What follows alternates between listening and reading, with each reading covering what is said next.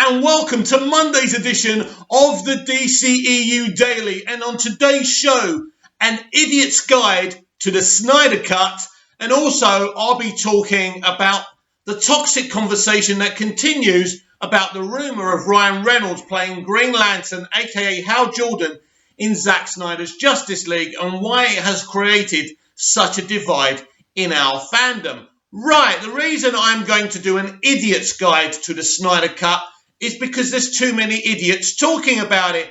The Snyder Cut never existed. Snyder lied.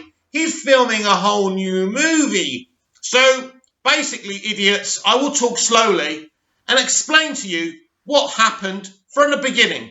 So, once upon a time, around 2011, Zack Snyder, David Goyer, and Christopher Nolan decided to make a Superman movie called Man of Steel. They cast Henry Cavill as Superman, people like Russell Crowe, Amy Adams as Lois Lane, Russell played Jor-El, the great Kevin Costner played Jonathan Kent, Diane Lane played Martha. Right, am I talking slow enough for you? Right, this movie was going to be the beginning of the DC Extended Universe, what we know as the DCEU. Then, after that film, which was very successful, over $600 million, a record at the time for a superhero origin movie, we had Batman versus Superman. This time, Batman and Superman would do battle. And it was going to be Ben Affleck who was going to put the cowl on as Batman, as an older Batman. And Henry Cavill would reprise his role as Superman. The original movie was 2.5 hours. Snyder's complete movie was 3 hours. The movie's reaction from critics and mainstream audiences wasn't good, mainly because they cut the man's movie to pieces and it didn't make cohesive sense. Now, when I watched the movie, I got it because I've got a bit of grey matter. But then when we saw the Ultimate Edition, this was the perfect comic book movie. It was amazing. It was epic. And it left the franchise in such a great place. Superman made his sacrifice. He killed Doomsday. Doomsday killed Superman. We were going to see a great Superman rebirth story in Justice League. But before that, we saw Wonder Woman, of course. And before that, we saw Suicide Squad. Another two great movies as far as I'm concerned. But they cut David Ayer's movie to bits. But still, it was okay. It was an entertaining enough film. It did its job. It gave us a great Harley Quinn, a great Joker, a great Deadshot, and and I could go on. So then we come to Justice League. Zack Snyder and Chris Terrio were going to pen the story and the script, and so they did that. But Warner Brothers and the people running the DCEU at the time, John Berg and Jeff Johns, were not happy. They said, "This is crazy," after the reaction of BVS. So Zack and Chris went back, did another draft. It still wasn't good enough. So then they did another draft. And this is where the Snyder Cut came from a compromised script. It was 214 minutes. Am I talking slow enough for you? It was 214 minutes, right? But it wasn't Zack's and Chris's vision of what they wanted to do. So basically, Zack was driven off the picture, and so were all his people, including Chris Terrio. So what happened then? Are you following? Joss Whedon was brought in to rewrite and reshoot his own version of Zack Snyder's Justice League. Not his own Justice League, but his version of what Zack did. So he used very little of Zack's footage, and the rest was what he wrote and what he shot. The movie was an absolute mess. Henry Cavill had a goatee, had a mustache, and Paramount wouldn't allow him to shave it off because that was grown for his character in Mission Impossible. Was it whatever number of Mission Impossible it was? And Henry was great in that film, by the way. So they used CGI to remove the facial hair. It was terrible. We had terrible off like that. It was terrible. You get me? So the film was an absolute disaster, apart from the scenes that Zack had shot for it. He didn't shoot it for Joss Whedon's film. He shot it for his own film. And then they lied and said the film was directed by Zack Snyder. Now, going back, the actual studio told us that Zack walked away from that project because of the tragic suicide of his daughter, Autumn. She did commit suicide tragically, but that's not why Zack left the project. He was driven off of it. So Justice League flopped around 650 million. I'm sure someone can correct me on that if I'm wrong. And so we had a flopped Justice League. The DCEU was dead. It was dead. We had Man of Steel, a great film, a hit. Batman versus Superman, a great film, a hit. Even though they cut half an hour of the man's picture, it was still nearly 900 million at the global box office, right? Suicide Squad, a big hit. Wonder Woman, a big hit. But all of a sudden, Justice League was a flop, and they sacked Jeff Johns and John Berg, as you would. But the truth is about the whole disaster, it was all down to Kevin Sugihara, who was the head of Warner Brothers at the time. He's the one responsible for what happened and the clusterfuck of what happened. And you can blame who you want, but it was down to him. They rushed Whedon to do a film that could not be rushed with the same schedule that Zack had. It was a mess. So anyway, they brought in Walter Hamada, who was running New Line Cinema at the time. So he came up with this idea of creating the DCU into something called the Worlds of DC. This was a multiverse strategy from the very beginning, but they didn't announce it. It didn't catch on, and we thought that wasn't going to happen. Anyway, the next film was Aquaman. It'd already been shot, or they were in the middle of shooting it. James Wan was doing that movie. There was no going back. This film shocked the world and made over $1 billion. It was a great mainstream comic book movie, and it worked. Then on the other side that Walter Hamada was creating was Todd Phillips' Joker movie, which had nothing to do with the DCEU. This was a realistic take on the Joker, about a man suffering with mental illness and depression and looking after his mother at the same time. It made over $1 billion, another big success for Walter Hamada. We then had Shazam, another critical and financial hit for Warner Brothers and DC under Walter Hamada. So things were going well. But unfortunately, Birds of Prey was a big flop. But that was because Margot Robbie was in charge of that film, not Walter Hamada. You know, she was threatening to quit. They gave her this, and it's a mess. And basically, that's another story. But that film was a flop. But everything else that Walter was involved with has been very well received. So then the campaign started in 2017 to release the Snyder Cut. There was a petition. Unfortunately, that petition had fake signatures on, so we had to go back to the drawing board, if I remember rightly. And then we had Fiona coming out, giving us information. I didn't believe a lot of the stuff that was being said at the time. I've admitted that on this channel before. I just couldn't believe that Jeff Johns would do some of the things that people were accusing him of doing. Anyway, you know, the release the Snyder Cut campaign was gaining momentum.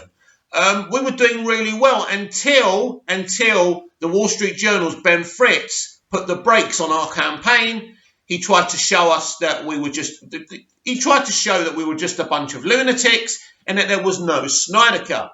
But we grew back. Zack Snyder started going on to Vero, posting set pictures of his shoot of Justice League, some exciting images. Once Zack got involved, this movement really got its full swing ahead. All right. So basically, Zack Snyder did shoot his own version, right? His own version of Justice League. That's a fact. But unfortunately, it was his compromise, his and Chris Terrio's compromised third attempt of writing a script.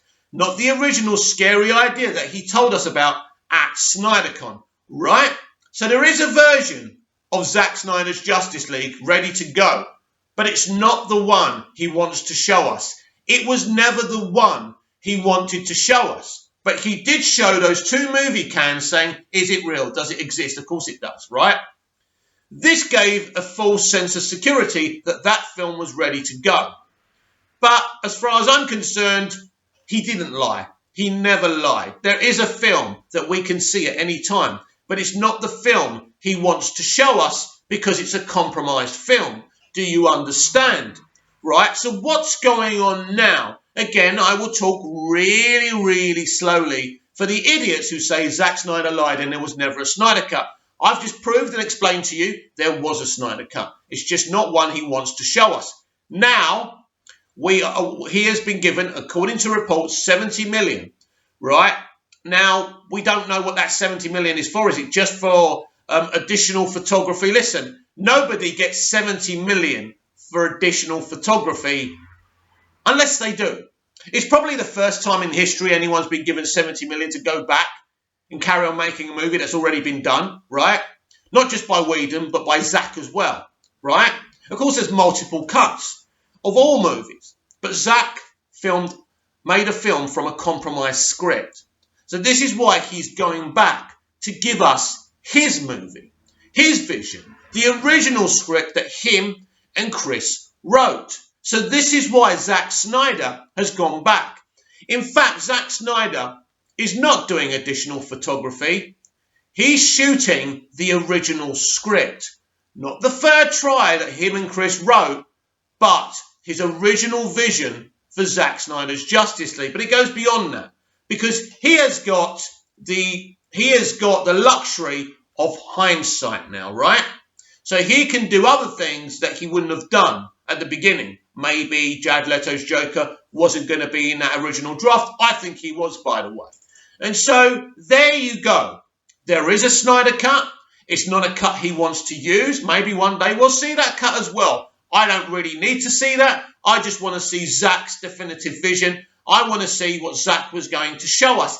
Each filmmaker has the right to show us their vision if you employ them. Now, if you employ them within the understanding that you're going to tell them what to write and where to tell the actors to look, that's different. That's what Feige and the MCU do.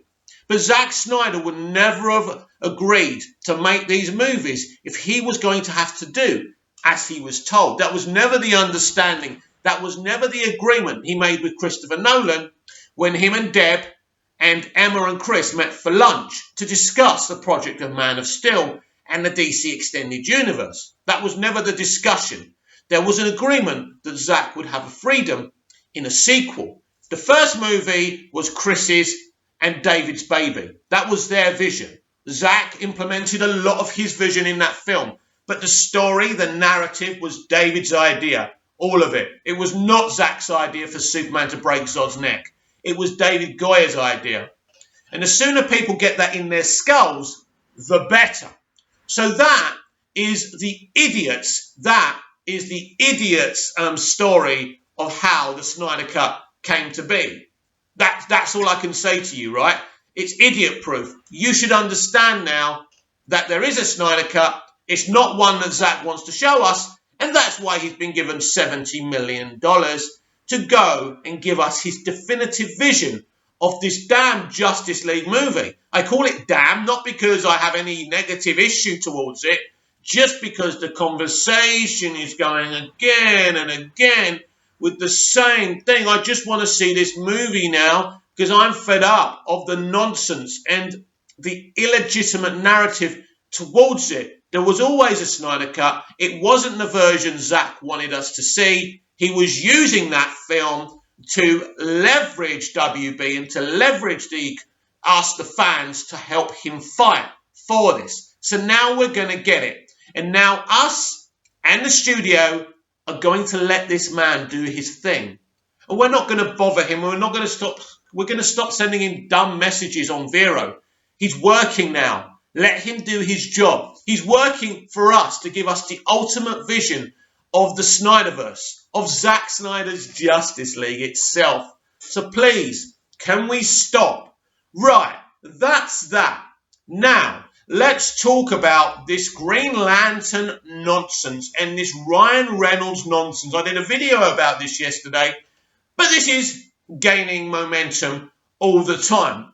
Now, as I said yesterday, this all stems from Grace Randolph saying that they're trying to get Ryan Reynolds to play Green Lantern. That's what she said the other day. But she started this rumour a long time ago. Now, unfortunately, it's becoming very, very highly toxic. Because unfortunately, Grace Randolph has an entourage that's part of our fandom. And if Grace Randolph farts, people are going to, these people, her entourage are going to say it smells of peaches instead of done. Right? Right? And that's the problem. She's not God. She doesn't know everything, and she could be wrong. It would be great if Ryan Reynolds could reprise his role as Hal Jordan. It would be wonderful. But we're going to have to wait and see. And it's no good being smug if you were right, because people had every right not to believe this woman, because this woman's turned around and said that Wonder Woman was going to be a Flashpoint movie. Not a Flashpoint movie, but something was going to happen to change the timeline. I've seen the movie. You'll see the movie eventually, and then we can discuss it to see if she's right about that. Then there was the sausage picks in the diamond in Birds of Prey that we never saw. Then the director of that movie, Kathy Yan, made her look like an idiot over on Twitter. So this woman isn't always right. She does end up looking a bit of an idiot. And this is the same woman, by the way, that calls an actor that we all stand, Henry Cavill, a diva. So next time you put your nose up her backside and she blows off, just realise what it smells of. Comment down below, like, share and subscribe, and I'll be back tomorrow with even more DCEU Daily. And I'm 48 today, by the way. Happy birthday comments down below in the comments are very, very welcome and much appreciated. I'm off to party.